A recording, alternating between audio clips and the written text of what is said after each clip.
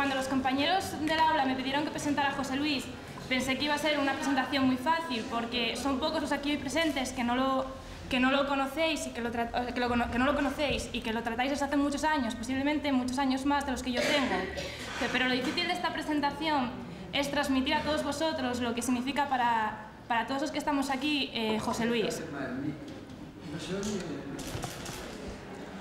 Este es el que acércate ahí. Bueno, continúo.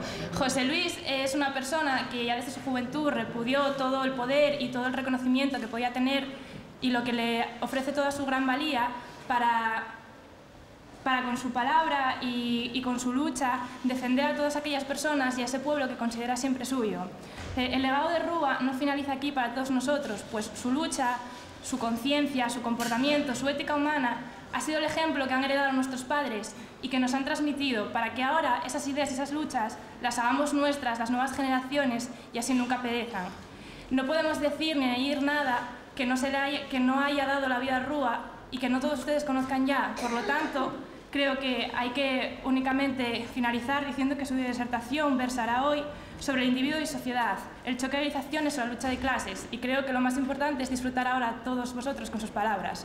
Muchas gracias y sin más rodeos, José Luis García Rúa con todos vosotros.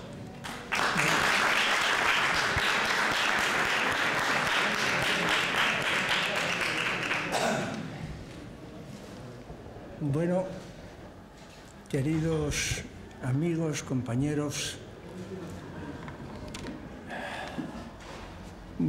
tengo que empezar con un recuerdo a dos personas de nuestro entorno que nos han dejado recientemente, Marité y Fifita, y es la vida que pasa, pero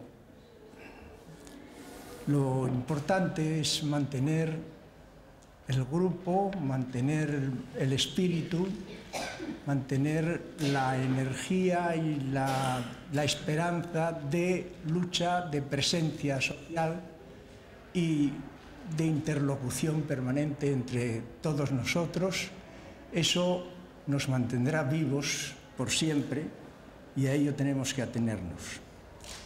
El tema de hoy a mí se me ocurrió a propósito de un artículo, varios artículos que leí en una publicación, Pensar y Resistir, publicada por el Círculo de Bellas Artes de Madrid, donde Álvarez Uría hace un artículo que titula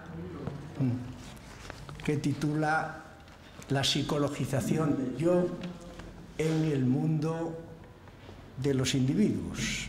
En él también nuestro Guillermo Rendueles, publica otro, Locos, Nuevos y Viejos. Toca también el tema de la psicologización del adentro, que se caracteriza un poco como permanente, como presente en nuestra sociedad, y sobre todo el muy importante libro del propio Guillermo, Egolatría, donde trata también por más extenso la cuestión. Es ciertamente un problema al que hay que atender, porque de ello resulta resentido precisamente el mundo social al que tenemos voluntad de dedicarnos y el que tenemos también voluntad de modificar, de cambiar, a ser posible de una manera total y radical.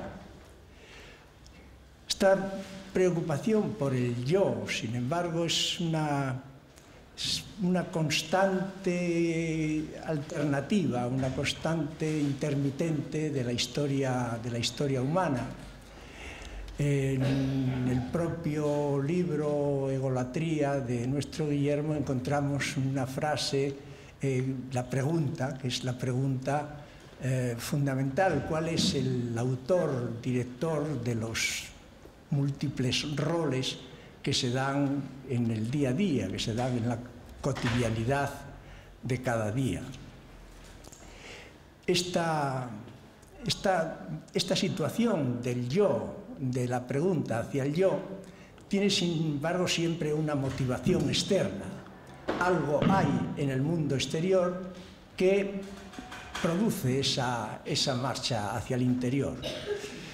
Nuestro Miguel de Unamuno, por ejemplo, pues en los momentos negros de la monarquía española alfonsina y de la dictadura primo-riverista, publica el artículo Adentro, donde hace una llamada de que el hombre debe dejar la exterioridad, la superficialidad del mundo externo para en el mundo interior encontrar una razón de ser más honda, más profunda, unos cimientos de la vida en general y de todo lo que significa la historia humana.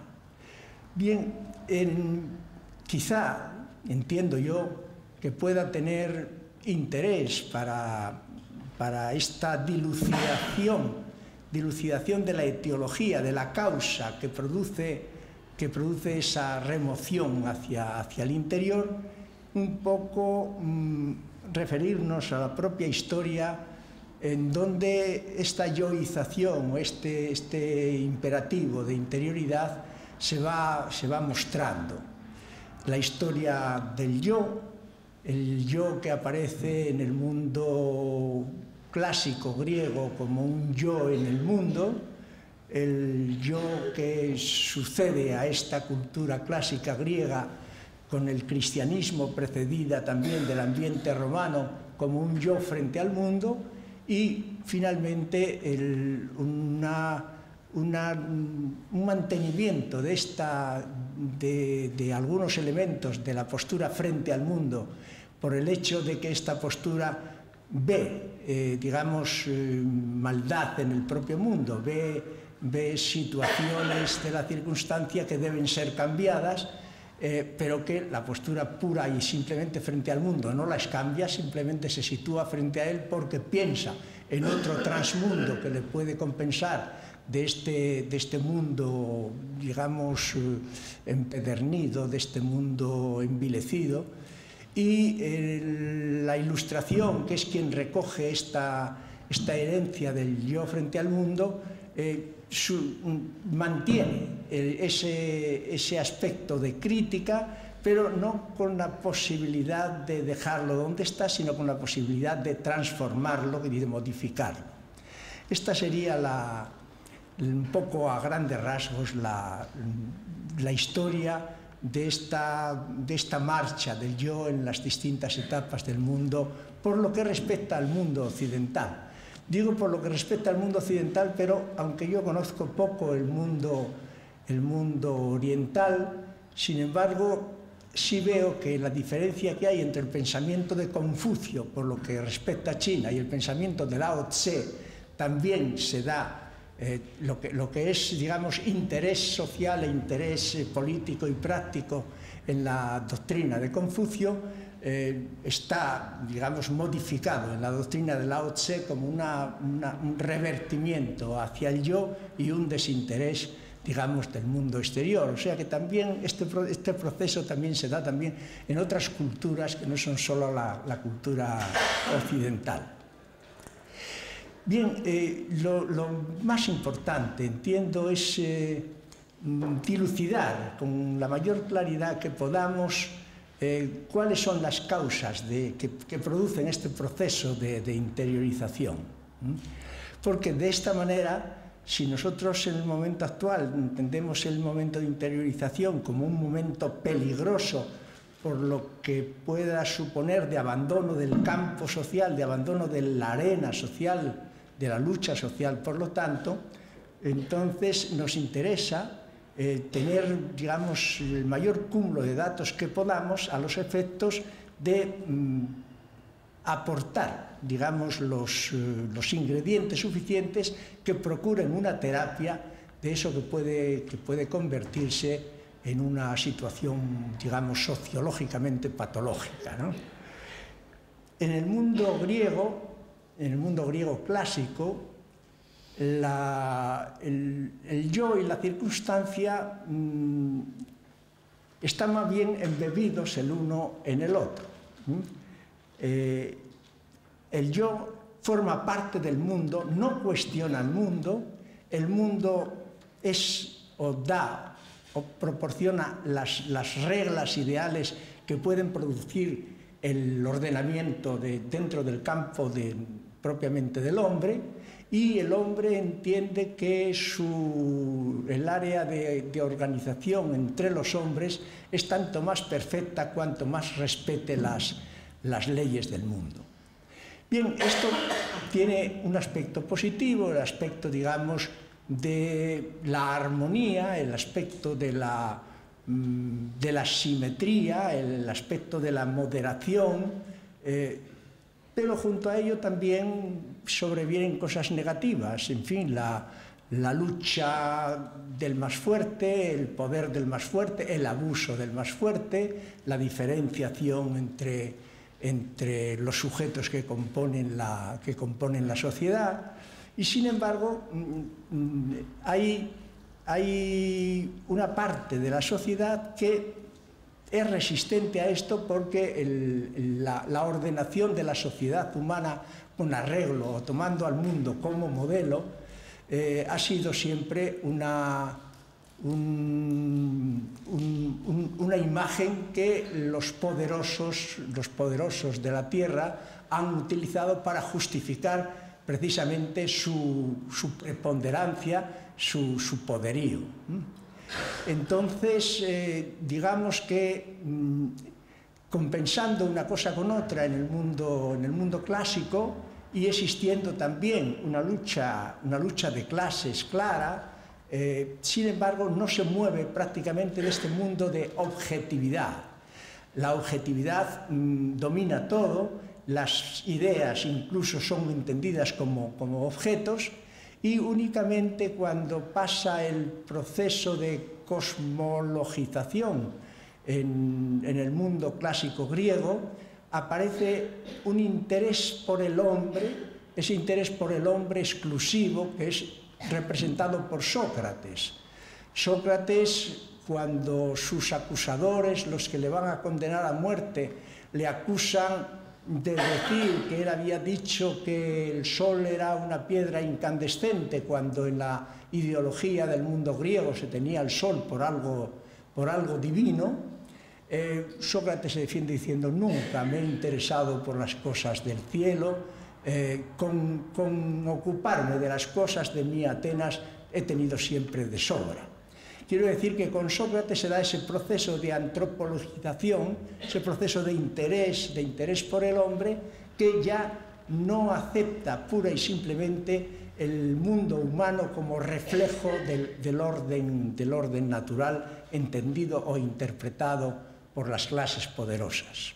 Esto es lo que acaba llevando a Sócrates a la muerte, pero Sócrates entiende entonces que si el interés está en lo humano y si el hombre debe seguir caminos que no sean aquellos que vienen determinados por la oficialidad, por el establishment, entonces el hombre tiene que encontrar dentro de sí mismo las condiciones suficientes para hacer su felicidad. Es aquí la retirada al yo íntimo, al daimon, al buen demonio, y de aquí sobreviene toda una doctrina moral filosófica, la de eudaimonía, que consistía en encontrar la felicidad interior, buscar en el interior la armonía, digamos, el equilibrio que el mundo exterior precisamente no ofrece. Bien, en el mundo romano aparece una figura psicológica nueva, la voluntad que se expresa como una pura fuerza psíquica indeterminada, una pura fuerza psíquica que domina incluso el campo de la mente. Si el mundo griego es un mundo fundamentalmente intelectualizado, en el mundo romano lo que priva es justamente la voluntad. Y en esa voluntad lo que aparece es la incognoscibilidad de la fuente. Séneca, en uno de las epístolas que escribe a Lucilio, dice: ¿quién podría decirme a mí de dónde viene el querer. Desde luego, dice él, el querer no viene por una decisión de carácter reflexivo. El querer viene, digamos, por un impacto, por un impulso cuyo origen me escapa, no sabemos. Bien, hay, por lo tanto, un punto de incognoscibilidad que plantea el mundo romano y que lo diferencia ya del mundo griego.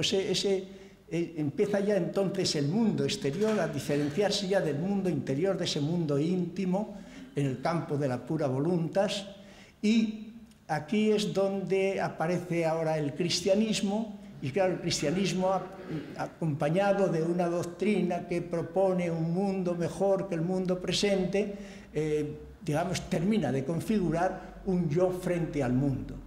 Un yo frente al mundo donde el mundo ya queda caracterizado como lo negativo, aquello de lo que hay que escapar. San Agustín dice, por ejemplo, noli forasire in interiore hominis habitat veritas. No tienes necesidad de salir fuera, la verdad se encuentra en el interior del hombre.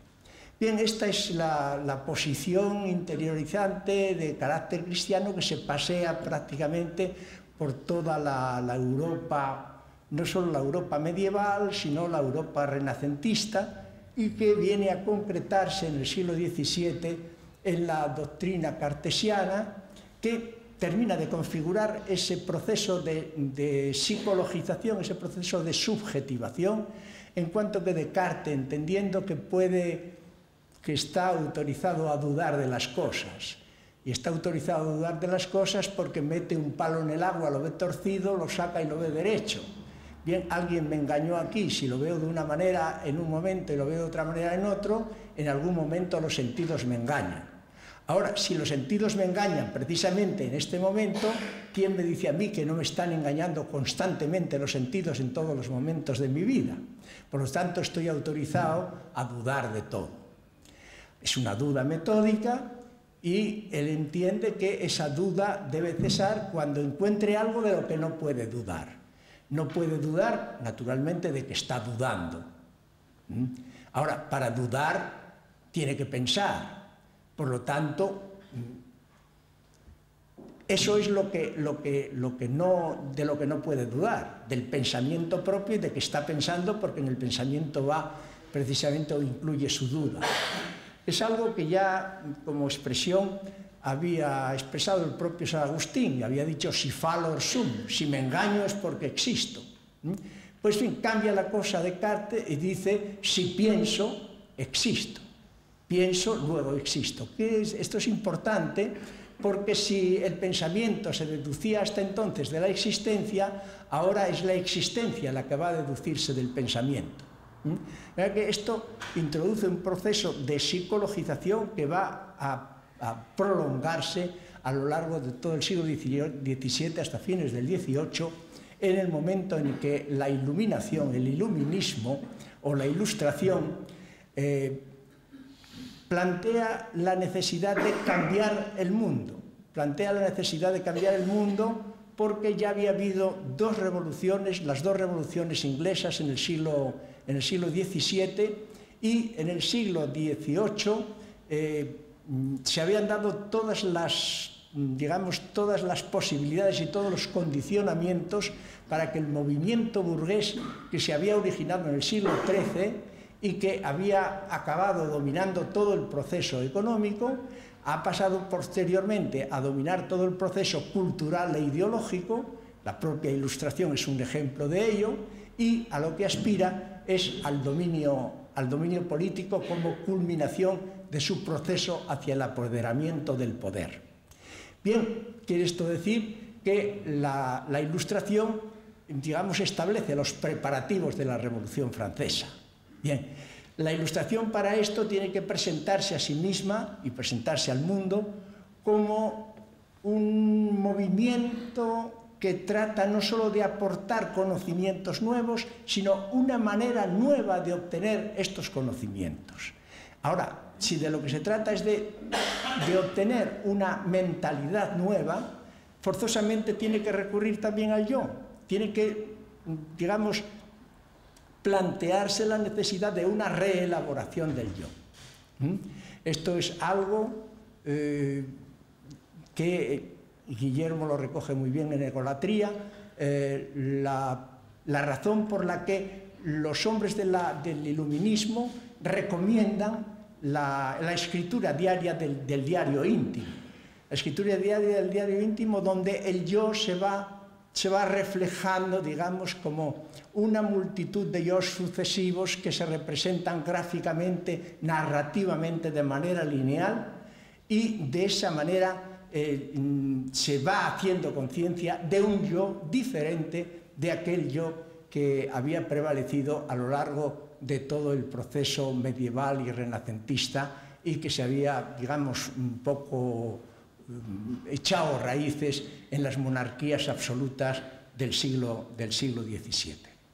Bien, este es el momento entonces en donde aquel yo en el mundo del mundo griego o el yo frente al mundo del mundo romano cristiano empieza a tener una nueva modulación en cuanto que, digamos, un poco capitalizado o adueñado por el espíritu revolucionario, va a aprovechar aquella característica de crítica al mundo que estaba contenida en el yo frente al mundo, aprovecharla para justamente modificar, transformar el mundo. Es el momento revolucionario. De manera que el yo queda de esta manera, digamos, como centro de interés para aquellos que han realizado el proceso de interiorización, y este proceso de interiorización se va repitiendo según las condiciones sociopolíticas se van determinando en un sentido o en otro sentido. Es decir, que el hecho de que la propia Revolución Francesa fracasara, el hecho de que la Revolución de 1830, que pone a Luis Felipe en el poder frente al absolutismo de Luis XVIII, terminara fracasando también.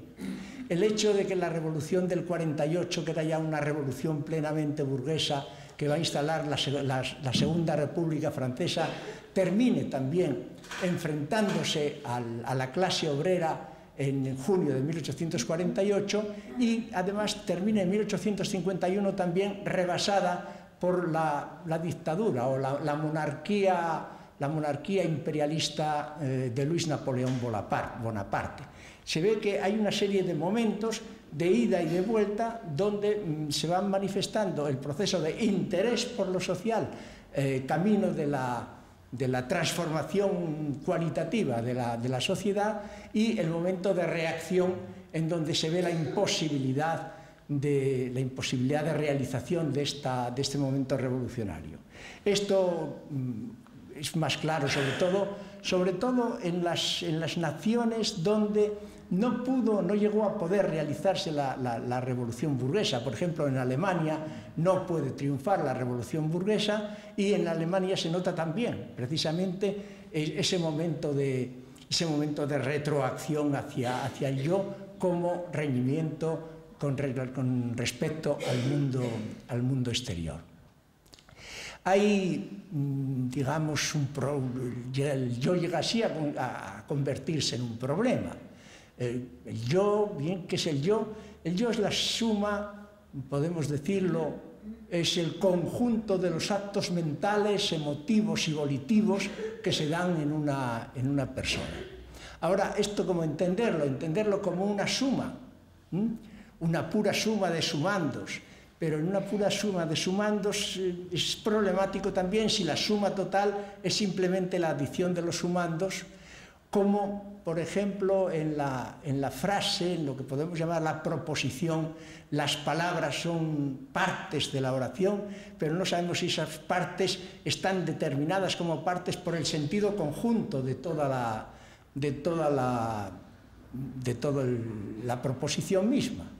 Que de lo que no cabe duda es que ese yo que puede interesar, que puede llamar la atención, que puede atraer, es un yo incógnito, es un yo del que no hay constancia de existencia.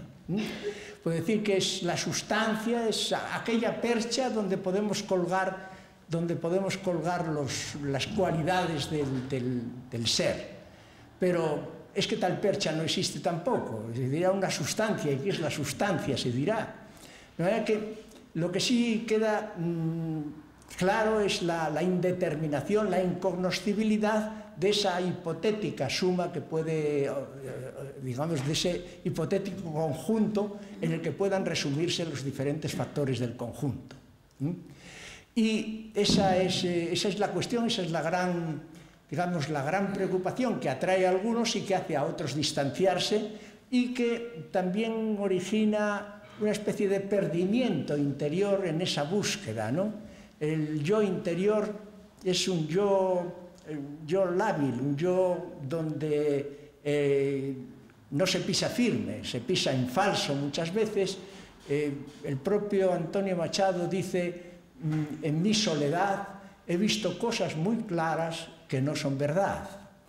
La tendencia al engaño es muy fácil y, por lo tanto, sí puede justificarse la incognoscibilidad misma de ese pretendido conjunto, suma de todos los factores, de todos los factores que le componen. Bueno, la lógica, por ejemplo, es el discurso que digamos, da pie o da justificación al pensamiento como debe realizarse en el sentido lógico, pero aquello que es capaz de justificar el pensamiento no puede justificarse a sí mismo. Es decir, digamos que la justificación del pensamiento se apoya en una entidad no justificable en sí misma. Es normal porque si se trata de cosas últimas y de cosas de principio, solamente pueden justificarse las cosas que tienen una anterioridad. Quiere decir que un teorema se justifica por el teorema anterior o por el conjunto de teoremas anteriores. El primer teorema de una determinada ciencia se justifica por los principios, pero ¿quién justifica el principio? El principio ya no tiene justificación, porque tendría que apoyarse en algo anterior al principio, con lo cual dejaría de ser principio. De manera que, desde ese punto de vista, estamos en una situación, digamos, imposible, que, sin embargo, se sigue dando en la historia, pero se sigue dando como rechazo de un mundo exterior. Hoy estamos en esa situación, por ejemplo. Estamos en la situación donde el mundo exterior se presenta de tal manera que el individuo que tenía interés social no ve la posibilidad de una liberación integral en el sentido social de la palabra. Y entonces trata de buscar, digamos, una especie de compensación, un espacio privilegiado donde él entiende que al no dejarse pillar, al no querer dejarse pillar por el mundo, por la falsedad del mundo, entiende que eso puede representar una liberación personal compensatoria. Bien, en todo caso, lo que sí es claro y debe quedar claro para nosotros es que este proceso de interiorización, este desinterés por el mundo, no se produce, digamos, gratuitamente y espontáneamente, sino que se produce precisamente en la experimentación de las cualidades negativas del mundo, las cualidades negativas de la circunstancia en la que estamos obligados a vivir. A este respecto, a mí me parece importante hacer una comparación histórica.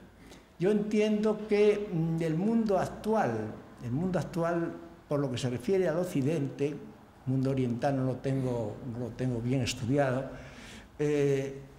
tiene una semejanza muy notable con el mundo helenístico, con el mundo en el que acaba justamente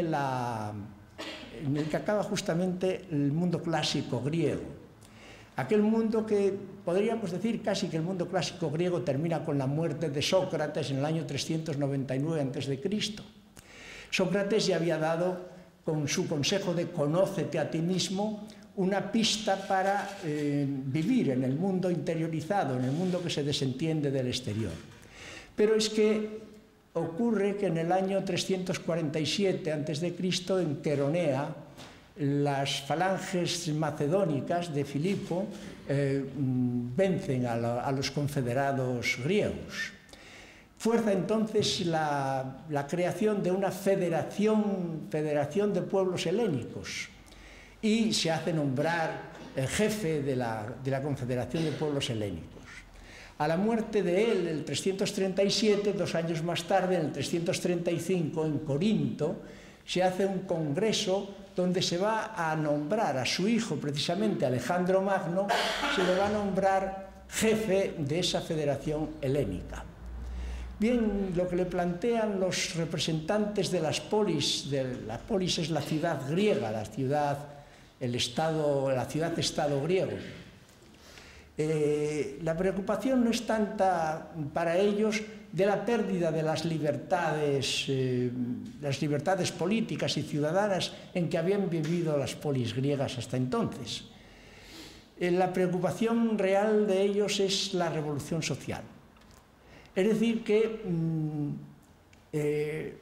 toda la lucha de clases que había venido realizándose, la radicalización de la democracia ateniense, que era un poco el modelo por el que se regían otras polis, se haya concretado hasta la guerra con Esparta, todo esto hace que aquellos, digamos, mandatarios, aquellos todopoderosos que habían regido y que habían gobernado las polis, a lo que tienen miedo realmente es a una revolución del pueblo, es decir, a una revolución de los pobres, a una revolución que terminada con el poder de los eupátridas y de todos los privilegiados del mundo. Pues bien, Alejandro Magno les dice que no tengan pena por ello, que él con su fuerza, digamos, cortará de raíz, cortará radicalmente cualquier intento, cualquier conato que pudiera darse de revolución social. Esto ya da una idea de cuál va a ser a partir de entonces la posición del pueblo. Todavía Alejandro Magno, discípulo de Aristóteles, era un hombre que tenía la cultura griega en un cierto valor y, bueno, de alguna manera respetaba lo griego y por lo tanto algo tenía que respetar también de la vivencia política de las polis griegas.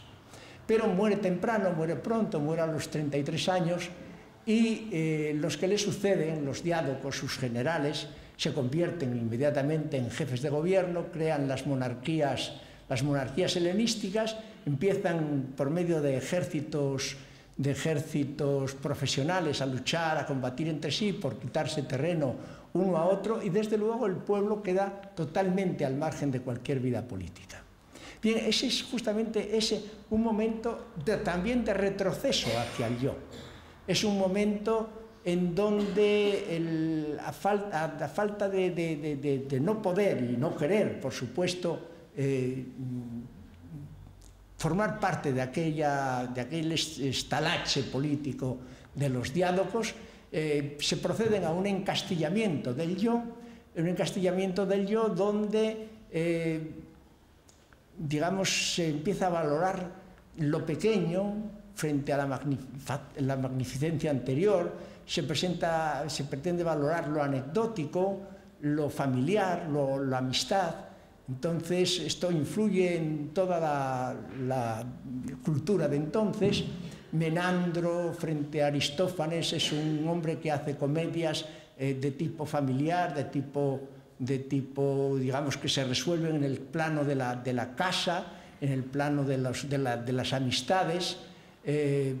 Praxíteles es un escultor que reproduce las escenas cotidianas. Otro aspecto también es buscar lo contrario de lo que se había valorado anteriormente. Si anteriormente se había valorado la belleza, la pureza estética, la armonía, la línea caligráfica, lo que se va a valorar entonces es lo feo, el feísmo, que también es una característica del mundo actual, es cultivado entonces también. Y luego la anécdota, el niño sacándose una espina del pie, el jorobado, el pigmeo, en fin, esas son cosas que aparecen allí, y el mundo, en vez de buscar la vida social, busca el retiro de la vida privada del pequeño grupo. El quepos de Epicuro, por ejemplo, es un ejemplo claro de esta, cuando le invitan a formar parte de la vida política, dice, no, yo me contento con crear mi propia comunidad, y dentro de esa propia comunidad tratar de hacer la vida lo más buena posible, lo más feliz posible que yo pueda.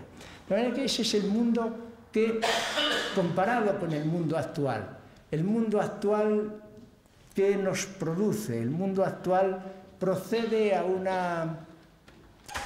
una individuación generalizada, digamos sistemática, con la intención de que, por ejemplo, el obrero no sienta la explotación del patrono como una explotación de todos los que son obreros como él, no sea entendida a nivel común, sino que sea entendida a nivel particular, a nivel personal, que entienda solo la explotación, digamos, en un sentido puramente personalizado.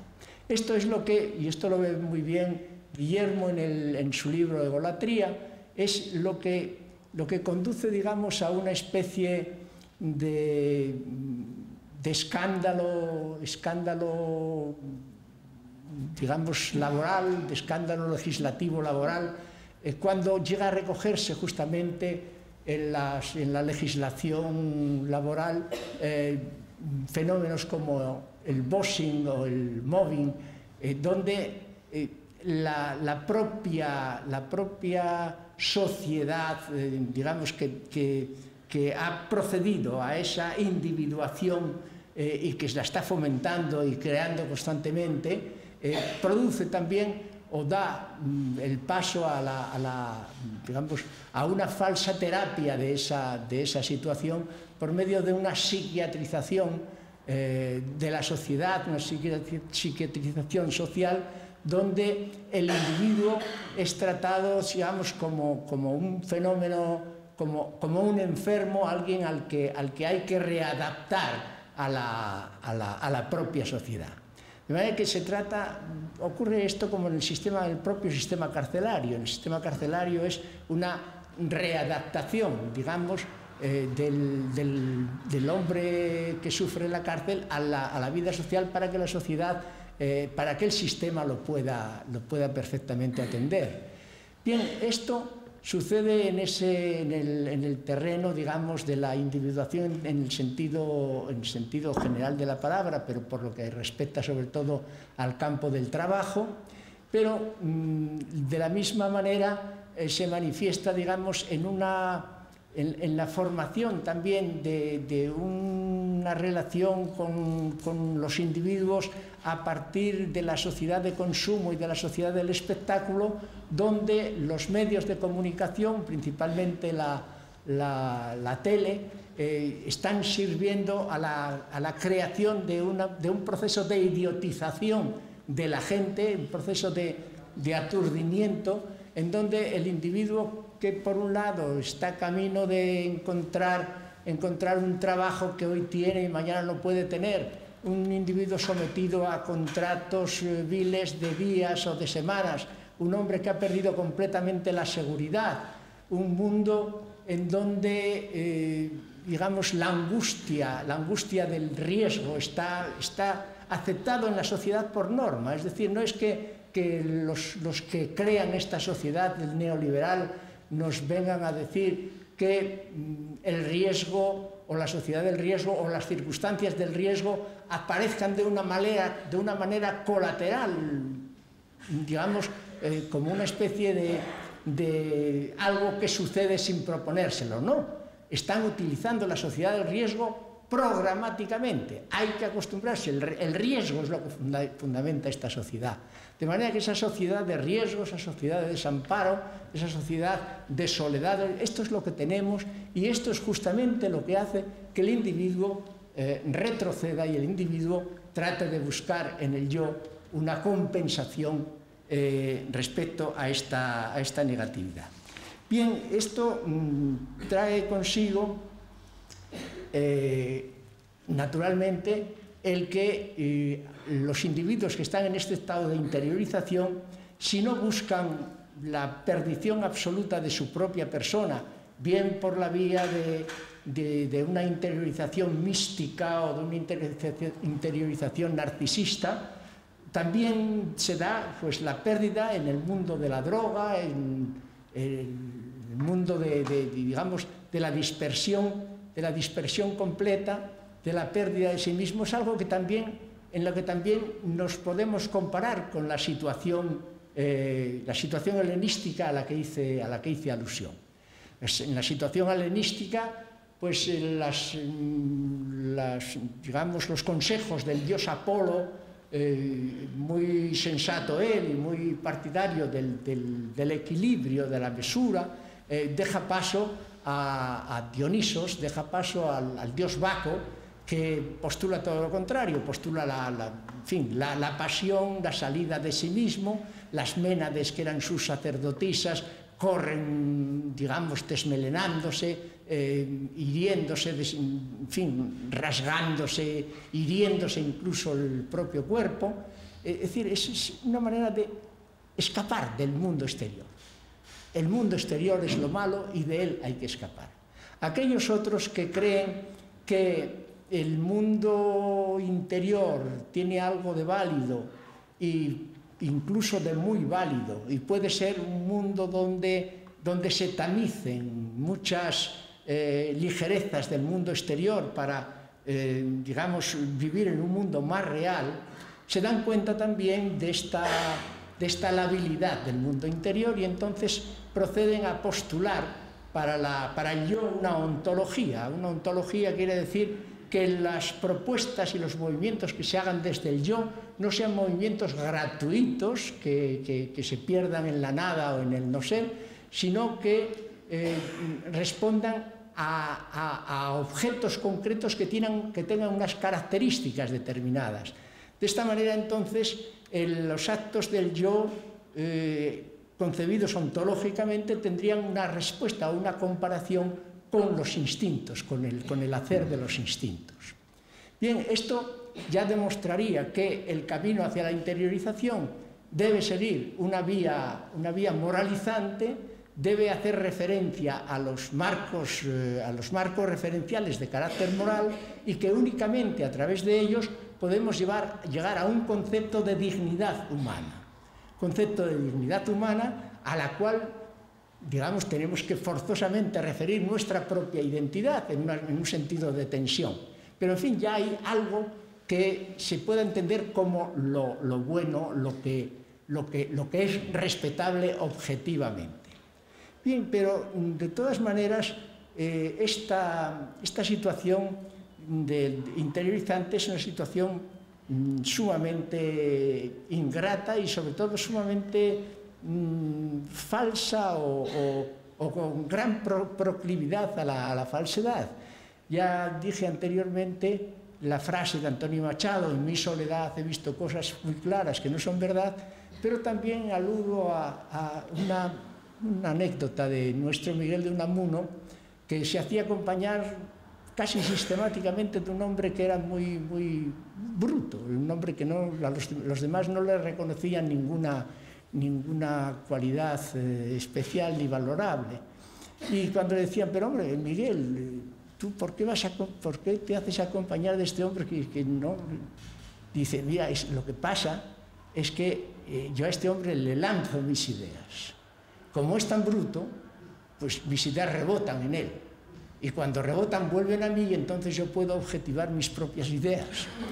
Es decir, que se trata entonces de que lo que se piensa en el mundo del yo aisladamente no da la garantía de la objetividad, incluso para el propio para el propio pensante interiorizado. De manera que esto es lo que da lugar, digamos, a una contemplación o a una vivencia positiva de la yoización, que sería pues la que se concreta, por ejemplo, en el hombre revolucionario promovido por Rousseau, o bien la que de otra manera se concreta en la figura de hombre que busca una especie de atalaya que vea pasar las cosas del mundo, donde pueda juzgarlas objetivamente y contemplativamente. Sería la interiorización de Goethe, por ejemplo. La de Kierkegaard, por ejemplo, sería una investigación a ultranza buscando mundos interiores de interés para proyectarlos críticamente sobre el mundo exterior. Fray Luis de León lo buscaría como un puro refugio de tranquilidad. Hay, digamos, una serie de peligros. Primero, el yo que no da respuesta, el yo incognoscible por un lado. Por otro lado, la tendencia a la yoización narcisista, al amor excesivo a sí mismo, que no tiene, por lo tanto, salida de ninguna clase. Esto es lo que hace que el hombre consciente que se ha interiorizado busque un poco la recuperación del otro, busque al tú esencial. En este caso, me place hablar de Feuerbach, por ejemplo, que en las diferentes obras, la esencia del cristianismo, el pensamiento sobre muerte e inmortalidad, o el Abelardo y Eloísa, tiene he recogido algunos datos. Él habla del yo autotranspirado, el yo que se respira a sí mismo, y sin embargo da en el quid de esa nota digamos, de atracción y a la vez, digamos, prevención frente a la situación. Él dice el yo incomprensiblemente comprensible. Pues bien, dice en uno de los párrafos de pensamientos sobre la muerte e inmortalidad: asimismo se quiere el yo se quiere infinitamente y por eso se rodea de un velo. Primero, dice él, tú te pones como un sudor cierto, a tu corazón adviene un calor moderado y en el sudor el yo se transpira a sí mismo, donde se ve ya la ironía. El ser del hombre, dice, en otra parte, dice y acaba diciendo, la lección profunda es que el hondo de las cosas abomina del yo.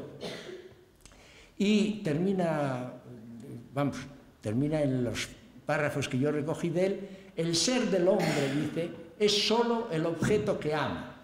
Si no amara un objeto, el hombre sería más vano que la paja. Está claro que este revertimiento hacia el mundo exterior es la compensación, se busca el tú, se busca lo tangible, se busca aquello que pueda dar seguridad y sobre todo aquello sobre lo cual se pueda construir. Antonio Machado está en la misma situación respecto a la posición del narciso. Él dice: busca en tu prójimo espejo, pero no para afeitarte ni para cortarte el pelo. En otro lado, buscando la perdición en el otro, dice: gracias, petenera mía, en tus ojos me he perdido, era lo que yo quería. Y luego también en ese regreso hacia el tú hay también el peligro de que el yo sea un yo creado por mí, por lo tanto, para que sea mi espejo y por lo tanto una forma más de yoización, un propio engaño entonces del propio individuo. Y entonces de lo que se trata es hay un tú, pero el tú está fuera, no lo quieras hacer tuyo. Dice: el ojo que ves no es ojo porque tú lo veas, es ojo porque te ve. Luego, no es el yo fundamental eso que busca el poeta, sino el tú esencial. Busca a tu complementario que marcha siempre contigo y suele ser tu contrario. Enseña el Cristo: a tu prójimo amarás como a ti mismo, mas nunca olvides que es otro. Dijo otra verdad: Busca el tú que nunca es tuyo ni puede serlo jamás.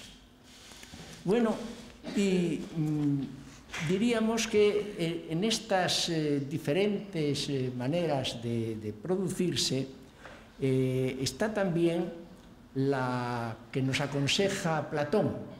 Platón dice que el hombre que ha conseguido salir de la caverna debe volver a la caverna. Debe volver a la caverna porque su destino no es un destino particular y propio, sino que su destino es un destino común, su destino es el destino de todos los hombres. De manera que esta es la razón por la que Platón entiende que aquel que primero concibe que el hombre está en una caverna con la cabeza fija, atada, no puede mirar a los lados, solo mira de frente, y de frente solo ve las sombras en las que se proyectan los objetos que la luz de la boca de la caverna proyecta sobre el fondo. Esa es, digamos, el mundo de la mentira, es el mundo de la apariencia. El hombre ve las cosas aparentemente, pero no la realidad. La realidad solamente se adquiere por una propia reflexión.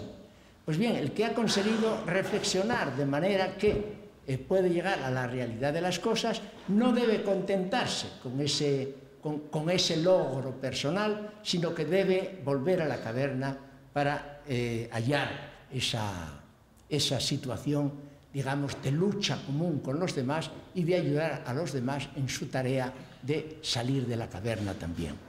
Bien, lo fundamental de todo esto, después de todo este excurso, sería el ver cuál es la causa que en la actualidad produce ese movimiento de psicologización del yo, esa retirada del mundo de lo social.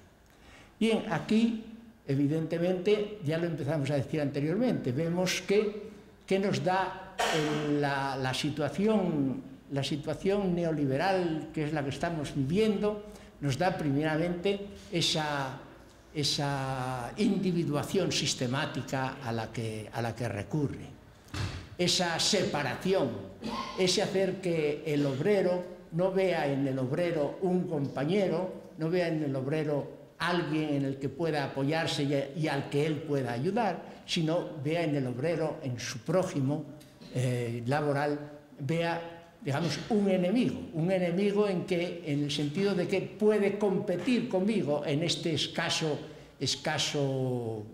puesto de trabajo que es el que nos da o nos ofrece el sistema liberal. Pero el sistema liberal no nos ofrece digamos, porque lo requiera el imperativo objetivo de su modo de producción, sino que lo hace precisamente así, porque el sueño de los patronos siempre fue el de tener una fábrica sin obreros. ¿Por qué? Porque el obrero es siempre el peligro de que se vuelva en contra del hecho mismo de la producción y en contra del sistema de la producción.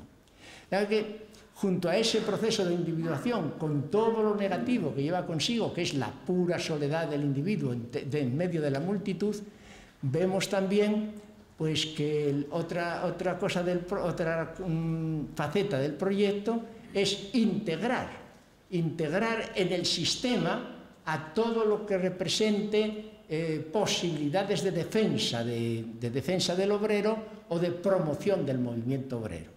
Entonces, los sindicatos, vamos a meterlos en el sistema, vamos a darles subvenciones, vamos a hacer que por medio de unas elecciones sindicales se peleen entre sí y crean unos comités de empresa donde después se pasen puros unos a otros y se peguen palmaditas en el hombro para llegar a conclusiones sociales. Hace unos días he oído a Fidalgo en la tele pues darse la mano con Cuevas y decir que de lo que se trataba es de que los políticos aprendieran de lo bien que nos entendemos nosotros, Nos entendemos muy bien y como consecuencia de este buen entendimiento que tenemos, patronos y obreros, vamos a entrar en la tarea de 10 millones de trabajadores y que tienen ahora el convenio colectivo por realizar, pero ojo, la moderación salarial por encima de todo. Y esto es la moderación salarial, una moderación salarial donde se concreta en la propia reforma laboral. Hay, digamos, un 30 y tantos, 40% reconocido, pero se llega al 60% de precariedad frente al obrero fijo. Esta es la realidad.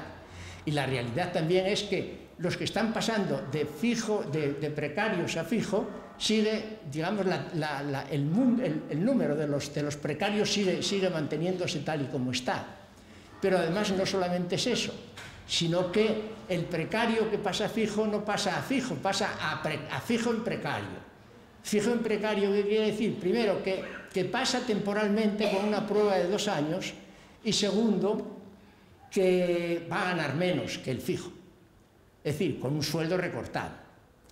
Y a cambio de esto, pues el patrón va a tener un perdón, digamos, de aprovisionamiento de la seguridad social. De manera que la clase obrera se va a sentir disminuida en eso que deja de pagar el patrón a la seguridad social.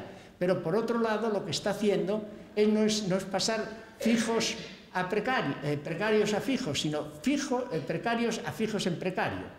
Con lo cual, el número de los fijos en sí, naturalmente va disminuyendo por sí mismo, porque se van muriendo de puro viejos o porque los van retirando por prejubilaciones o como sea.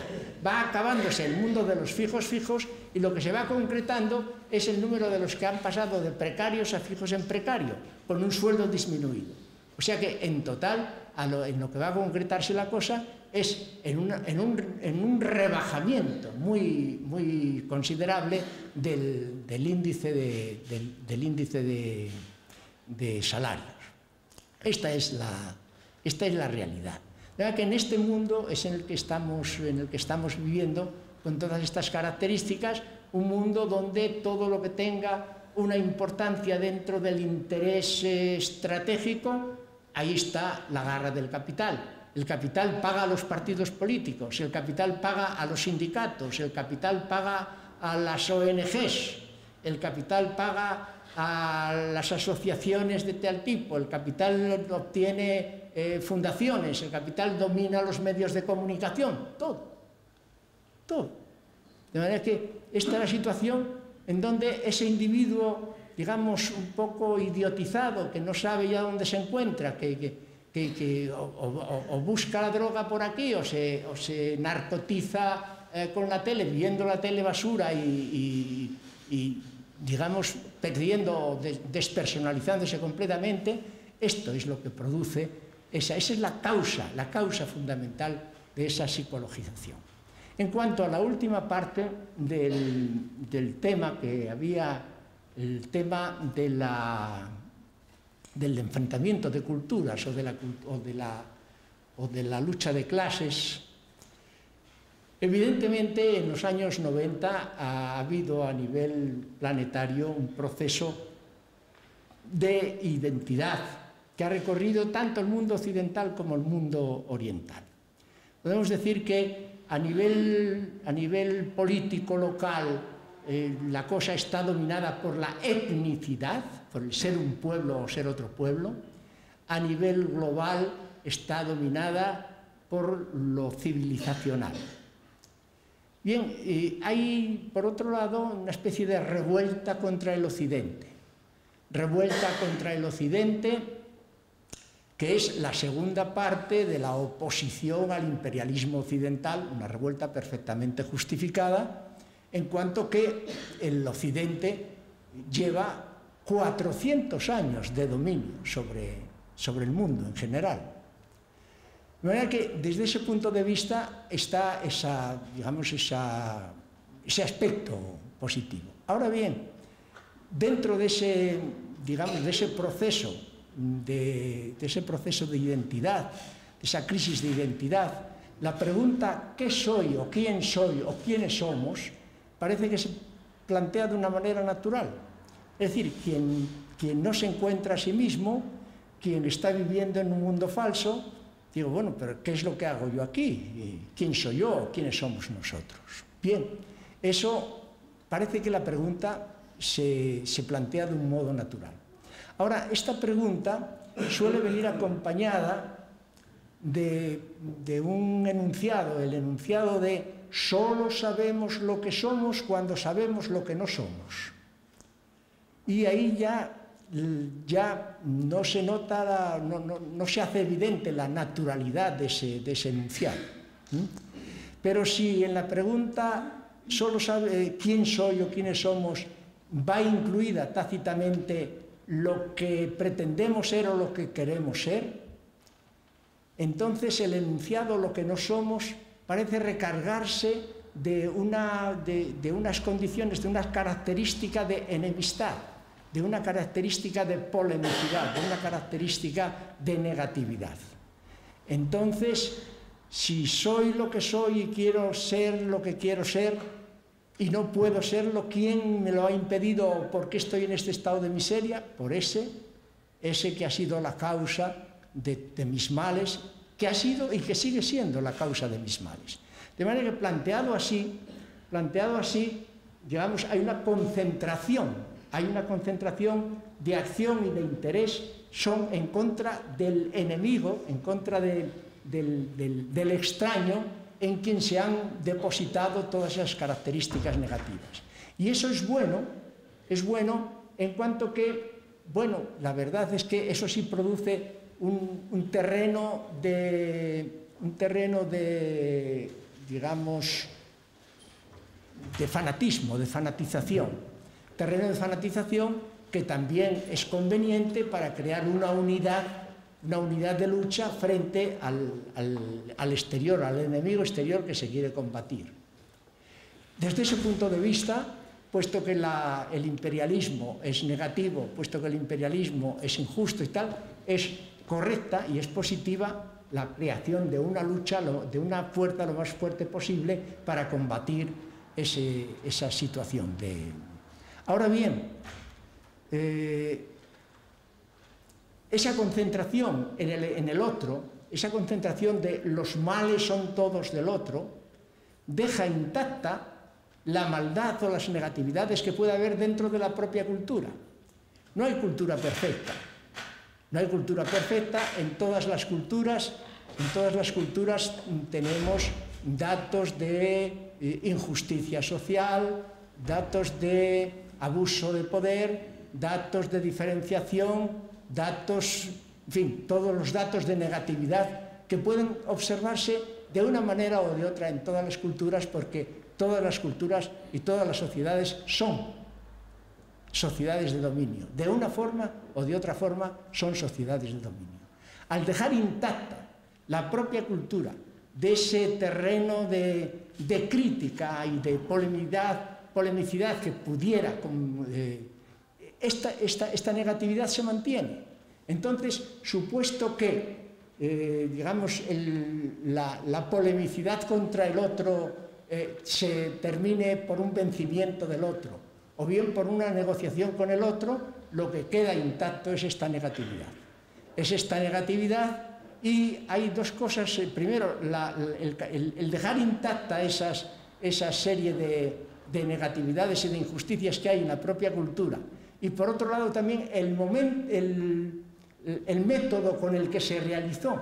Es decir, que el que hizo el enunciado de solo sabemos lo que somos cuando sabemos lo que no somos, ya no es propiamente el pueblo bajo, ya son unas élites, digamos, que son burguesías o son clases medias, que son las que digamos, un poco establecen esa metodología de lucha, y el acabamiento de esa lucha, de una o de otra forma, según acabo de exponer, se concreta en que la situación de injusticia se mantiene.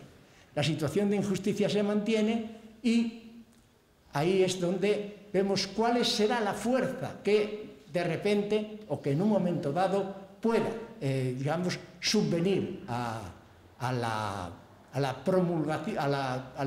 proveimiento de los condicionamientos por el que esa injusticia puede y debe superarse. Esta es la cuestión. Bien, aquí es donde ese movimiento de arriba abajo ya es sospechoso, y es sospechoso también que se deje intacta digamos, los datos negativos de la propia cultura. Aquí es entonces donde yo, personalmente, no solamente yo, algunos que podemos pensar también igual, no podemos dejar de pensar en digamos, el principio fundamental de la Asociación Internacional de Trabajadores de 1864. La emancipación de los trabajadores ha de ser obra de los trabajadores mismos o no habrá emancipación. Por lo tanto, exigimos que esto lo podemos también referir a nivel de pueblo. La liberación de los pueblos debe ser obra de los pueblos mismos o no habrá emancipación de los pueblos. Y cuando digo pueblo, estoy diciendo pueblo, el pueblo, la base del pueblo, el pueblo llano, el pueblo. El 21 Congreso de la AIT también tenía como lema: frente a la globalización, internacionalismo proletario. Y el 22 Congreso, una cosa que ya define más la situación, que es ni guerra entre pueblos, ni paz entre clases. Bien, esto define por qué esto. Y sencillamente, cuando nosotros creamos un nosotros, no todos los nosotros son aceptables. Es aceptable el nosotros que es racional o que puede racionalizarse. Pero yo me imagino si partiéramos de, bueno, si el pueblo vasco pide la independencia, nosotros, españolistas, les haremos la guerra. Yo, por lo menos, no me sentiría concernido en este nosotros. Creo que la mayoría de vosotros tampoco os sentiríais concernido en una situación como esta. No todos los nosotros, digamos, son aceptables. Hay un nosotros, los mismos capitalistas son nosotros. De manera que de lo que se trata es de elucidar también cuál es el nosotros racional en el que podemos nosotros, digamos, entrar de hoz y coz sin ninguna clase de prevención. Bien, si decimos nosotros digamos, como miembros de una cultura, tenemos enfrente otra cultura, y otra cultura que es tan válida como la nuestra, otra cultura que tiene sus pros y sus contras como nuestra propia cultura, y al enfrentarnos a ellos nos estamos enfrentando sencillamente sin ninguna razón racional. ¿Verdad que cuál es entonces el nosotros racional? Quiero decir, si a mí me explotan en España, esta explotación, en mayor o menor grado, las diferencias de grado pueden existir y hasta llegar incluso a situaciones de esclavitud, pero el hombre explotado en Pernambuco, en Tokio o en Cantalpino es un hombre explotado. De manera que los hombres explotados sí pueden hablar de un nosotros, y por eso nuestros textos hablan de los parios de la tierra, arriba los parias de la tierra, por eso hermanos proletarios unidos. Es decir, que ese nosotros sí es... de manera que no nos encontremos en una situación, por ejemplo, la situación de 1914, donde creada una internacional que fue dividida, la primera internacional, o creada la segunda internacional de 1888, la internacional socialdemócrata o socialista. Estalla la guerra de 1914 y los socialistas alemanes van a luchar por Alemania, los socialistas franceses van a luchar por Francia, y así sucesivamente se rompe la internacional. De manera que no se puede partir de una internacional donde se produzca esa situación. El hombre proletario que se une a los hermanos proletarios de todo el mundo no reconoce fronteras, no reconoce diferencias de cultura, sino que, sin despreciar a las culturas en sí mismas, no las toma como referente fundamental por el que dirigirse. ¿Por qué? Porque si lo acepta de esa manera, entonces la explotación del hombre por el hombre sigue existiendo, el dominio del poderoso sigue existiendo, la diferencia de clase sigue existiendo, y en fin, todas las negatividades que nosotros, que somos partidarios de la lucha, de la arena social, de la lucha social, y que somos partidarios incluso, y que incluso reconocemos que el regreso del hombre interiorizado, que ha tamizado determinados conocimientos, los puede proyectar muy productivamente y muy enriquecedoramente en la lucha social. Si somos partidarios de eso, no podemos estar alimentando ni el choque de civilizaciones ni el choque de culturas. Si se da, es muy posible que se pueda dar, es muy posible que hoy día mismo esté una guerra digamos, en función que no es reconocible como guerra, pero que tiene todos los condicionamientos y los datos que pueden definir una guerra. Bien, sería muy triste, sería terrible que todos aquellos que no están concernidos por ninguna civilización, por ninguna cultura, en el sentido, digamos, exclusivo de la palabra, se vieran involucrados en esa guerra y fueran a morir en esa guerra de una manera absolutamente estúpida.